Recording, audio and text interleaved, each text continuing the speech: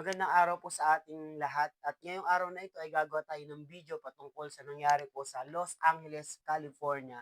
At nung nanonood po tayo ng balita, may isa pong bahay doon na hindi nasunog at sinabi niya ito ay protection ng ating Panginoon. No, may kita po natin doon na nasa 300, ayon sa balita sa GMA News Integrated, nasa 300,000 po ng mga residente sa California, kabilang yung mga Hollywood star na, ah, naapektuhan, na lumikas dahil sa wildfire. Actually, isang linggo na po nangyari ito, 'no, at bago po ito mangyari 'no, may sabi nga 'no, may nag-mock kay God 'no, at mga ilang ano lang, mga ilang oras lang o mga ilang oras lang po nagkaroon po ng sunog. Grabe po 'no, grabe po yung pagma nila sa Diyos. 'No, siguro may mga lesson talaga tayong puwedeng makuha 'no, patungkol dito sa nangyari po 'no, na nangyari po sa California. Unang-una nakita ko lang po dun 'no, na actually itong idea na 'to, na video na 'to, shoutout pala kay Coach May, siya po yung nagbigay ng idea po sa akin patungkol po dito sa mga issue ng nangyayari, mga relevant issue na tinuro niya po sa akin kanina. Actually, hindi na ako makapag-antay. Gusto ko lang po mag-short review patungkol po sa mga lesson na pwede nating makuha o puwedeng mga tanong na pwede nating masagot 'no, kahit papaano po 'no, sa maliliit po nating kaalaman. So, unang-una nakita ko po dito na pinapakita niya ito upang maging babala sa atin na malapit na siyang dumating. Hindi natin alam kung kailan yung katapusan ng mundo. Pero ang sabi sa Bible kapag na-preach na yung magandang balita. So pag-pray po natin, no, pag-pray po natin yung California at may kita po natin doon na talagang maraming mga senyales, marami na gera, marami no, sa buong mundo pag mga gera, mga taggutom, maraming mga problema sa buong mundo ang pwede nating makita no, na kailangan lagi po tayong handa bilang mga anak po ng Panginoon. So pangalawa nakita ko doon, no, whether Christian ka o hindi ka Christian, 'di ba? Hindi ka pa rin mai-spare sa mga ganitong mga disaster na pwedeng mangyari. Kasi kahit nga po no, siguro may mga ilang hindi talaga nasunog doon na mga bahay tapos Kristiyano pa. No, Christian pa yung mga hindi nasunog na bahay, pero praise God, no?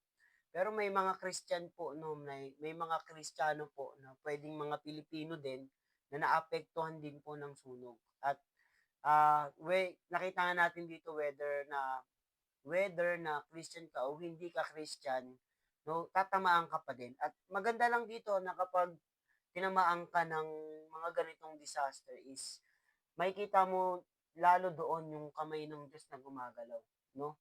Nakikita po natin doon ah, na mabuti pa rin ang Panginoon, no, sa mga anak niya, no? May pinapakita siyang lesson.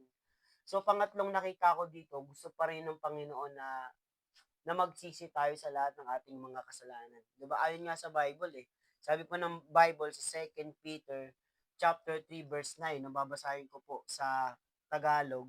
Sabi doon, ang Panginoon na hindi nagpapabaya sa kanyang pangako gaya ng inaakala ng ilan. Sa halip, nagbibigay siya ng pagkakataon sa lahat sapagkat hindi niya nais na mapahama kundi ang lahat ay makapagsisi at tumalikod sa kasalanan. 'Di ba? Ayun po yung sabi po ng Bible, no? Ah, hindi niya nais na mapahama kundi ang lahat ay makapagsisi at tumalikod sa kasalanan, no? Ayun po yung lesson na pumapasok sa isip ko at marami pa po ano. Puwede rin makikita po natin sa Bible sa Genesis, kahit nung panahon ng Sodom at Gomorrah, 'di ba po, 'no? Dahil ang tindi na ng kasalanan, immorality, matitindi ng mga nangyayari, 'no? Puwedeng wala tayong masyadong research patungkol sa nangyayari sa California, 'no, in present bago pa nangyari. Pero may nagsabi po, 'no, nakita ko din po sa Facebook 'yon na daw nila si Lord. 'Di ba gano'n katindi 'no, yung mga taong binabastos talaga, respect. Actually ayun, isa 'yun sa mga sign na darating ng Panginoon. Maraming talagang minamak nila si God 'no, according sa first First Timothy po ata yun, no? Nakita natin doon na minamak nila, wala na silang galang sa Diyos.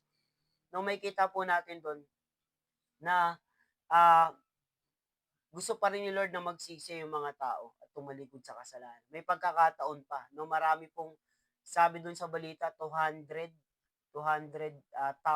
no, na evacuees, no, na mga naapektuhan, no? Naapektuhan ng mga pamilya, grabe ang dami at mga may ilan may namatay, no? So, tanong, ano yung mga pangako ng Panginoon sa Bible sa mga taong naglilingkod sa kanya, no? So, pinost din yun sa ano pinost din yun sa Life Giver Central page. Nakita ko lang po. No, sa Tagalog, Psalms 91,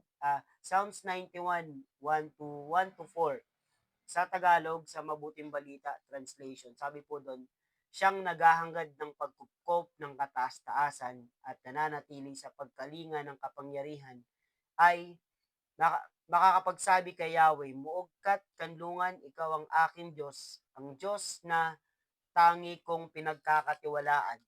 No, sa panganib at bitag ikay kanyang ililigtas at kahit anumang matinding salot ay di magdaranas. Lulukuban kanya sa ilalim ng kanyang mapalad na pakpak at sa kalinga niya ay palagi kanyang makakatiyak. Iingatan niya at ipagsasanggalang sapagkat siya ay matapat. Makikita natin doon na yun ang pangako ng Panginoon, no? Ililigtas niya tayo sa lahat ng mga panganib, no? Ibig sabihin may protection pa rin, no?